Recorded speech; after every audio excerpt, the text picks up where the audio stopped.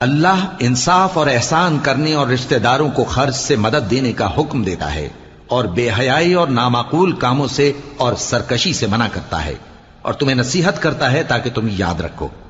اور جب اللہ سے عہد کرو تو اس کو پورا کرو، اور جب پکی قسمیں کھاؤ تو ان کو مت توڑو کہ تم اللہ کو اپنا ضامن مقرر کر چکے ہو،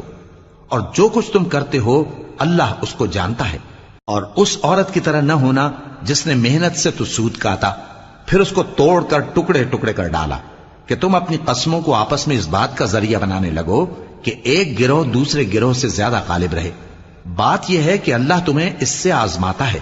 اور جن باتوں میں تم اختلاف کرتے ہو قیامت کے دن اس کی حقیقت تم پر ظاہر کر دے گا۔ اور اگر اللہ چاہتا تو تم سب کو ایک ہی جماعت بنا دیتا، لیکن وہ جسے چاہتا ہے گمراہ رہنے دیتا ہے اور جسے چاہتا ہے ہدایت دیتا ہے۔